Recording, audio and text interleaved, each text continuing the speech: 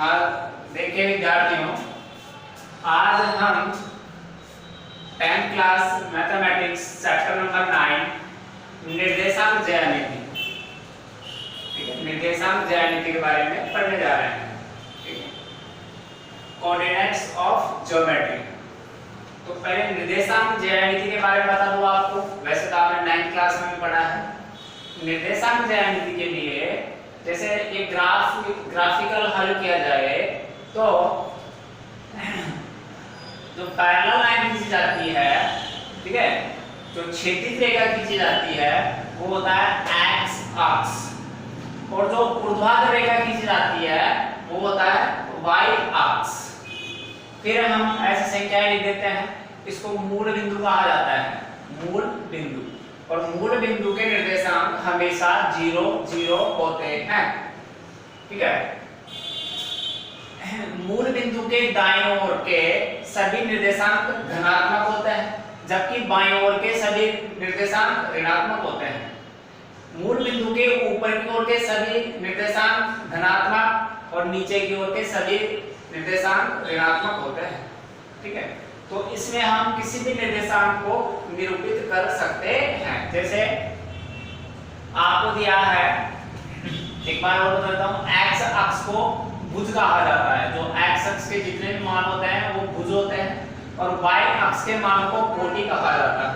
ठीक है, जैसे आपको संख्याएं दी हुई है, निर्देशांक दिए हुए हैं 2 7, आपसे कहा जाए निर्देशांक 2 7 को निरूपित कीजिए, तो निरूपित कर देंगे। 2 कहां है इसमें, ये रहा x, पहले जो होगा वो x अक्ष का होगा, यानी ये भुज है और ये कोटि है। ठीक है, तो x अक्ष का भुज कितना है, 2 है, और y अक्ष का कोटि 7, तो 7 ऊपर आ जाएगा ऐसे, ये 5 6 और इस तरह से 7। तो 2 पर कितना लेना है, 7 लेना है, ये ऊपर 7 आ गया, तो ये निरूपित हो गया। ऐसे कह दिया जाएगा आपसे -3/2 को निरूपित कीजिए, तो भुज कितना है, यानी x का मान कितना है -3 और y का मान कितना है 2। ठीक है, तो निरूपित कर देंगे। x का मान 3 कहां है, ये रहा, और y का मान 2 कहां है, ये y का मान 2 हो गया, 3/2, या लिख देंगे -3/2। इस तरह से निरूपित किया जाता है। ठीक है, तो आपकी जो चैप्टर 9 है, प्रश्नावली 9 है, प्रश्नावली 9.1 में इसी तरह से निरूपित करने वाले ही सवाल हैं। ठीक है, आलेखित करने वाले ही सवाल है। जैसे कि पहला सवाल दिया हुआ है, उसमें ज्यामिति बनाई हुई है और उसमें P Q R S के निर्देशांक पूछे जा रहे हैं। किसके निर्देशांक पूछे जा रहे हैं, P Q R S के। जैसे इसमें समझा दूंगा आपको, फिर आप आसानी से पहले सवाल को हल कर सकते हैं। जैसे ये क्या दी हुई है, ज्यामिति दी हुई है, और इसमें कुछ ज्यामिति बनाई हुई है। जैसे एक ज्यामिति ये बना दी, इसको नाम दे दिया P। ठीक है, एक ज्यामिति ये बना दी, इसका नाम दे दिया Q। एक ज्यामिति ऐसे बना दी, इसका नाम दे दिया R। ठीक है, इस तरह से ज्यामिति दी हुई है और इनके निर्देशांक पूछे जा रहे हैं P, Q और R के। तो सिंपल है, देखिए P कितने पे है, x अक्ष का मान कितना है 2, और y अक्ष का मान भी कितना है 2, तो P के निर्देशांक क्या हो गए, 2 2। ऐसे ही Q कितने पे है, -3 और 2।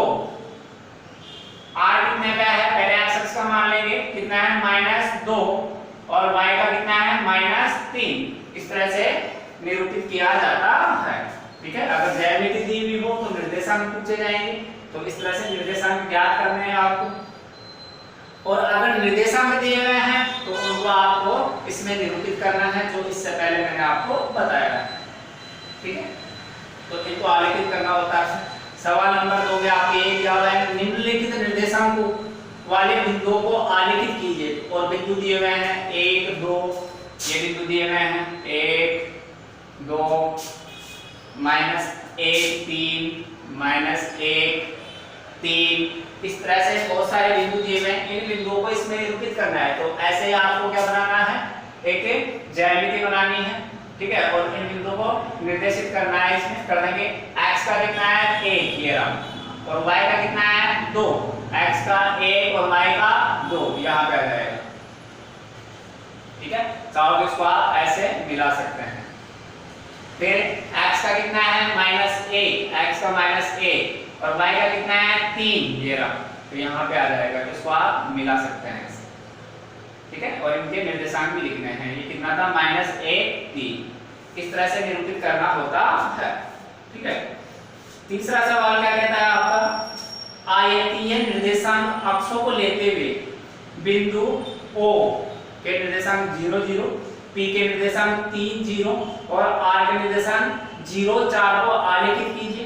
यदि OPQR एक आयत है तो बिंदु Q के निर्देशांक भी ज्ञात कीजिए। कर देंगे, देखिए दोबारा बनाता हूं इसको। आप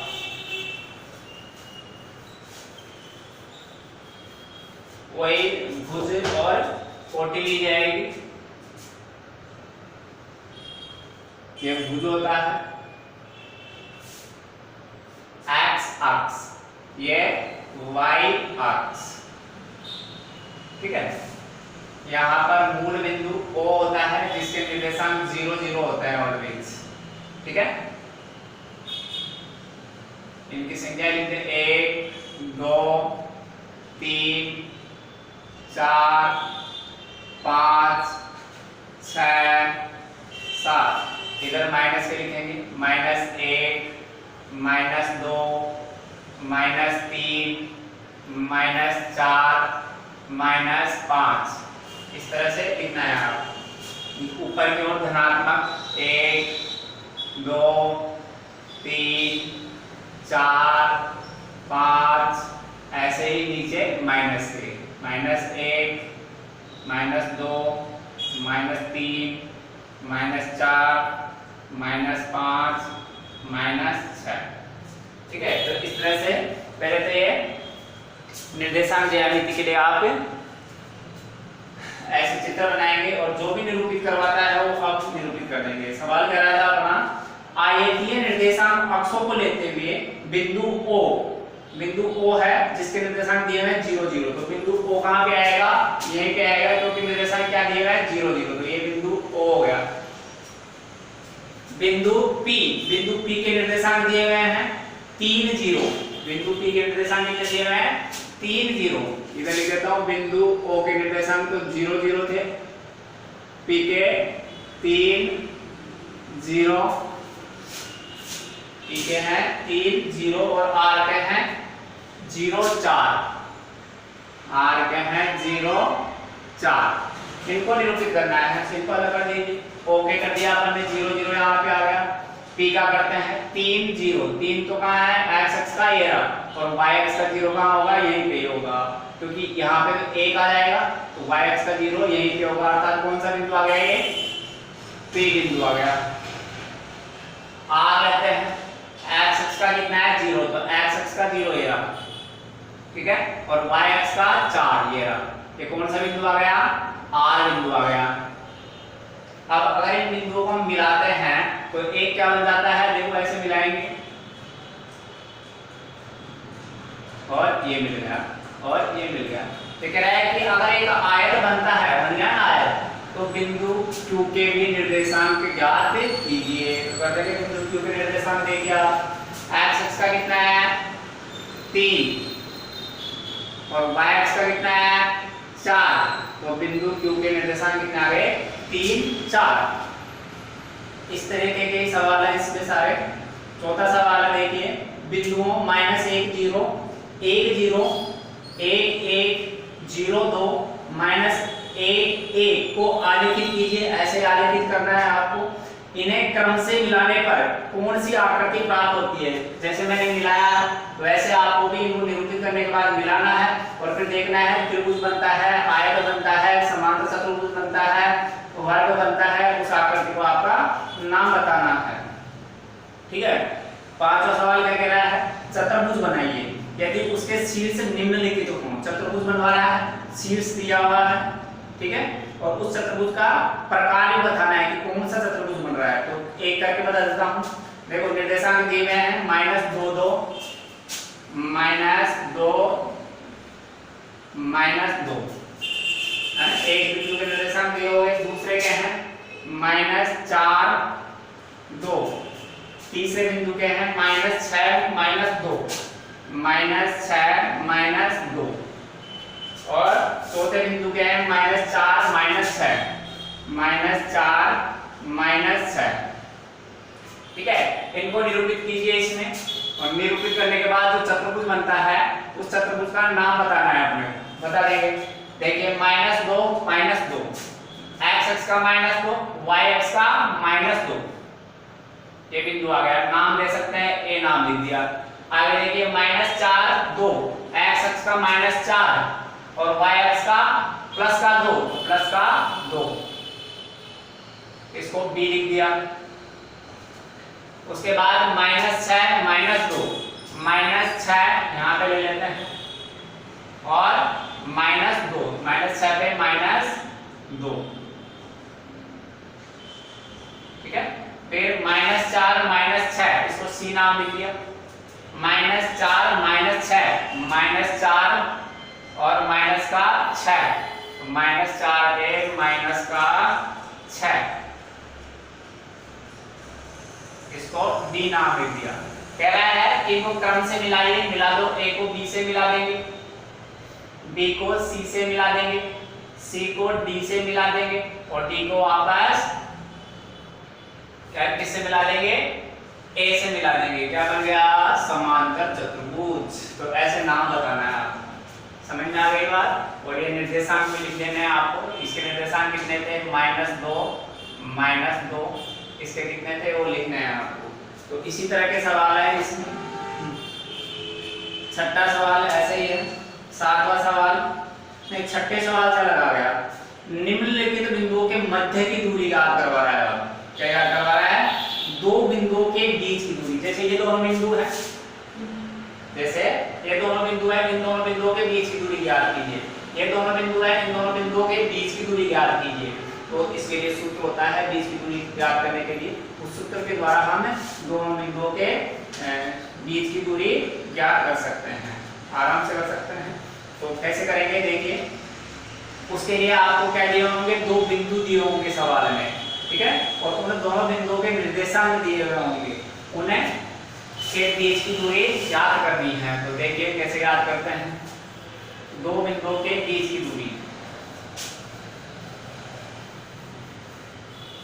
क्या याद करना है, दो बिंदुओं की बीच की दूरी, दो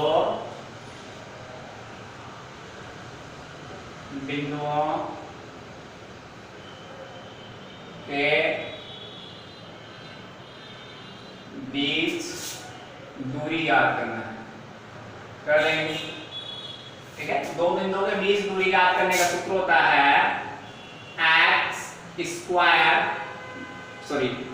x2 माइनस x1 का whole square plus y2 minus y1 का होल स्क्वायर का अंडर रूट। ये सूत्र होता है दो बिंदुओं के बीच की दूरी ज्ञात करने के लिए, ठीक है। तो जैसे कि दो बिंदु दिए हुए हैं आपके सवाल नंबर 6 में। पहला बिंदु दिया हुआ है -6 7, पहला बिंदु दिया हुआ है -6 7, और दूसरा बिंदु के निर्देशांक कितने हैं, -1 -5, -1 -5। इन दोनों बिंदुओं के बीच की दूरी ज्ञात करनी है। तो कुछ नहीं करना आपको। ये क्या है x1, ये क्या है x2, ये y1, ये y2। तो मान रख दीजिए, इसमें गणना करनी है, कैलकुलेशन करना है, कर दीजिए। x2 बताइए, x2 कितना है, -1, तो x2 की जगह -1। आगे x1 भी कितना है, -6, तो -6 लिखेंगे। ये जो चिन्ह था ये तो सूत्र का चिन्ह है, और x1 भी माइनस का, इसलिए माइनस लगा दिया, का होल स्क्वायर प्लस y2 कितना है -5 माइनस y1 भी कितना है माइनस का 1 का सॉरी y1 7 है, y1 प्लस का ही 7 है तो ओनली 7 ही आएगा का होल स्क्वायर, ठीक है, और अंडर रूट। आप कैलकुलेशन कर दीजिए, पहले इस ब्रैकेट कॉल करेंगे -8 minus minus plus 7 whole square plus -5 minus 7 minus का 12 होल स्क्वायर का अंडर रूट, ठीक है। ये कितने हो गए 5 बच गए, 5 का स्क्वायर, ये बच गया